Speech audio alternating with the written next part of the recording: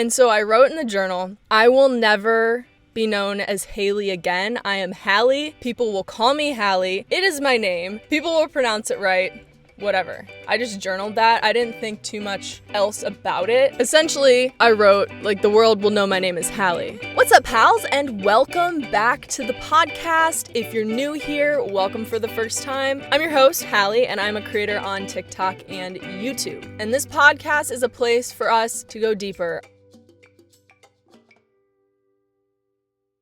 Today, we're going to talk about the deeper meaning of some of my videos. I think that a lot of my content, because it's entertainment-based, it can seem, just like me going out and having fun. And while it is, there's also often a deeper meaning to it or a deeper reason behind it that I don't get to necessarily express in those videos. So I thought that the podcast would be a cool place to kind of talk about that. If you guys like that topic, great, let me know. If not, we don't have to do these topics anymore, but I think it's something you guys might be interested in. I think it's really cool. And I also think that it can relate just in general to anyone trying to do anything creative and how kind of the undertones of what you're doing can affect the final product. So let's get into it. I would say my most popular series, going to Starbucks and Dunkin' until someone can spell my name right. I should have looked actually and told you guys how many views this series has accumulated, but it's multi-millions. I think the most viewed one on TikTok has 5 million views. The most viewed one on YouTube, I think, has around 10 million or more. It might be 15. I don't know. One of them has 30 million, but that's not the same concept. Anyways, this series was really, really popular. It happened towards the beginning of my content creation career where I was being experimental. And to be honest with you guys, I didn't really know exactly what I was doing because I hadn't been a content creator for that long. So it's interesting to look back on. For anyone who hasn't seen this series, I'll give you a little bit of context. When I first blew up on TikTok, I was doing skits where I was playing the character Siri.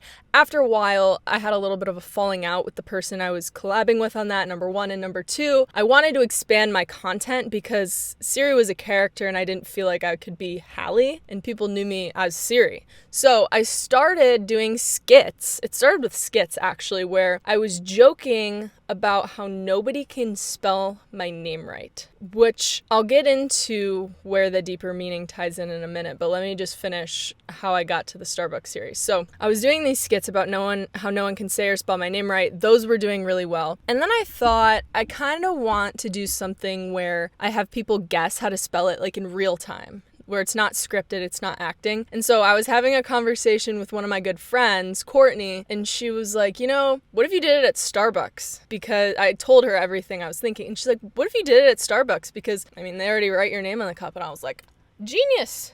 I like that idea. Obviously, at the time, I didn't know how big of a concept it was going to be. And so I went out and I filmed the first one and it was a hit. So I did a part 2 at Starbucks. And basically what I was doing at first, I was just thinking how many different ways are they going to spell it? But then it kind of turned into a challenge where it was can they ever spell it right? If I never tell them how to spell my name, are they ever going to spell it right? And even for me, it was shocking. I know my name's difficult, but dang. I went to 18 Starbucks in that series. I think I had parts 1 through 7, and then everybody was commenting, do it at Dunkin' and do it at Dunkin'. So I did the same thing at Dunkin', and I went to 18 Dunkins, and then I did a long form version where I went to 18 Starbucks and Dunkins in one day, and I kind of rebirthed the series almost as a spin-off version. Anyways, this is how people still see me today. They're like, oh, you're the girl that no one can spell my name, or if I look up search terms, it's Hallie, guess my name. That's what the series is. And that's how it came to be. Again, surface level, it just looks like, a series where a girl's going out, getting her name spelled wrong, etc. But it has a much deeper meaning, both to me and I think in general as a message to anyone who struggles with confidence. So now I'm going to flash you guys back to when I was in college. During my senior year, I started to get into listening to podcasts. So I was starting to do a little bit of internal work and realizing, okay, I don't know what I'm doing, but something needs to be learned here. There's some sort of journey. I don't know what it is. And so I would just write down things that I wanted to do, goals, things I was inspired by. And two of the things I wrote down, I think it was after someone had said or spelled my name wrong, and I was upset about it because it didn't always feel good to get my name misspelled or mispronounced, especially when it was someone I knew for a while. And so I wrote in the journal, I will never be known as Haley again. I am Hallie. People will call me Hallie. It is my name. People will pronounce it right. Whatever. I just journaled that. I didn't think too much else about it. Essentially, I wrote, like, the world will know my name is Hallie. And being more shy, I often wouldn't correct people when they'd say my name wrong. I would just accept it, honestly. Sometimes I would go weeks and people would literally think my name was Haley. From that moment on, I wrote that down and I decided, like, from now on, I will not be in a situation where I don't correct someone on my name. Not in a way that's sassy, not in a way that's, like, looking down on them for saying my name wrong. I get it. I do the same thing. But in a way that's like, I'm going to stand up for myself. My name is Hallie. My name's not Haley. People should know that. And so that was kind of a turning point for me in my mind. Again, this is all in hindsight. Like, in the moment, I didn't know how huge that was. But I found that journal a couple years later after the name spelling series. No, you know what? I actually got the idea from looking back. Part of the way that I came up with the idea for the series is I was, like, looking back through my journal and it was something about, like, my name spelling. But again, I still didn't know how big that was going to be for me. So at the end of the day, the going to Starbucks and Dunkin' until someone can guess how to spell my name right, it's not about going to Starbucks and Dunkin'. It has nothing to do with Starbucks and Dunkin'. It has everything to do with confidence, standing up for yourself and feeling that you are worthy of your name being said correctly. Throughout my life, I have always let that affect me negatively. When someone would say my name wrong or spell it wrong, I kind of got used to it, especially if it was someone new. It's just like, whatever. It happens. The times when it would really kind of dig deep, it would hurt a little bit when I knew someone for a while and then they called me the wrong name. I'm like, aren't we friends? Like, I don't know. I know your name and I thought we were pretty tight, but you don't even know my actual name. Those ones would hurt a little bit. And then also there's situations where people have done it in a condescending way, like, Haley, wait, what was your name? Haley? Like, as if, like, whatever, like, you're not that important type thing. And, I just kind of hit the point where it's like, yeah, I have a difficult name. I get it. And not just me, anyone with a difficult name. If you have a difficult name and you have a hard time correcting someone on it, you're worth that extra effort. Just because you have a difficult name doesn't mean that you deserve to be called something else. You can stand up for yourself in a way that's, and I've learned this because I would have this limiting belief that if I stood up for myself and I corrected someone on my name, I would be being too extra or too much. Like, why do I need this extra effort? Or why do I have to correct people? Just, like, go with the flow, be easy, be simple, be agreeable. No, it's your name, okay? You deserve your name to be said right. And it's okay to stand up for yourself in that way. Even now, having realized all of this, having made this series that's, by the way, out of my comfort zone. I am not a person who typically would go to Starbucks and make a scene out of spelling my name. Like, all of that was way out of my comfort zone. What I was going to say is, even now, it's still hard for me. And I will say it's gotten easier, but it's still hard for me sometimes to correct people on my name, just because I have that limiting feeling of, oh my God, I'm being extra for correcting them on my name. But like I said, I will continue to stand true to that you deserve to have your name pronounced correctly. You deserve to have your name spelled correctly. And I get it. Disclaimer, by the way, it happens. I say people's names wrong sometimes, but when I do, I feel so bad. And I always try to make that extra effort to make sure that I'm saying and spelling people's names right, because it's important to them and you deserve to feel important.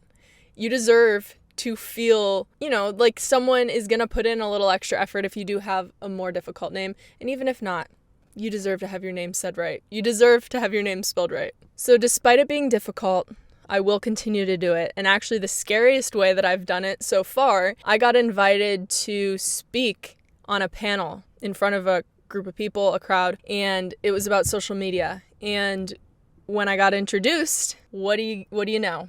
They pronounced my name wrong, and it wasn't a joke. It was serious. And in my head, I had the biggest dilemma, okay? I'm sitting here thinking, oh my God, do I correct the MC of this event? Do I correct her right now on my name? Do I just let it slide and then try to crack a joke with it throughout my content? Or do I just not say anything? But then there was this little voice in my head that was like, Hallie, if you don't just straight up correct this person on your name, then you're not going to be holding true to your brand. Just because I knew that this whole thing symbolized growth and confidence, and not only for myself, but like a message that I could share and to help other people stand up for themselves better in situations that they may not have in the past, or just to build their confidence in general. And so I did it. I was tweaking about it after the fact, by the way. If you ask my boyfriend, I was like freaking out the whole night because I was like, oh my God, they're gonna think I'm so rude. They're gonna think I am so stuck up because I corrected them on my name. And I was just like so stressed about it. But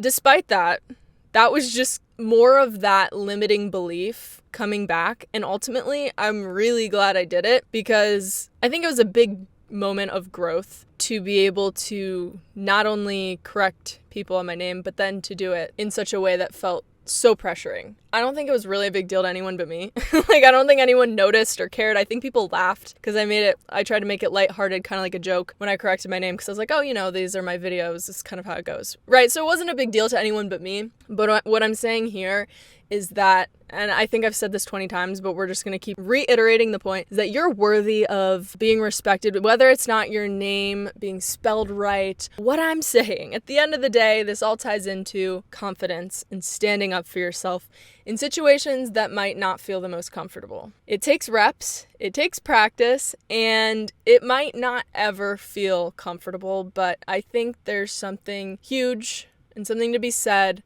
about stepping out of your comfort zone as it relates to your confidence. I think it exponentially helps. I think that's all I have to say on this point, but I think a lot, if you guys haven't noticed, and my videos always have a deeper meaning. Almost always. I don't want to say every single time. If I do a TikTok trend, there's probably not a deeper meaning behind it, but a lot of times the videos I create have a deeper meaning. So if you liked this topic and you want to hear me talk more about my videos, kind of the reason behind creating them, kind of how I came up with the ideas, I would love to open the door to those topics on here. Or if you want me to elaborate on anything we talked about in here, like confidence, standing up for yourself, could probably do a whole episode just on those topics. So let me know. If you enjoyed this episode, share it with somebody you think it could help, share it on social media, or leave us a review. It all helps the show more than you know, and I appreciate your guys' support every time. The email, if you want to reach out to me, is in the show notes, Halle's Passion Project.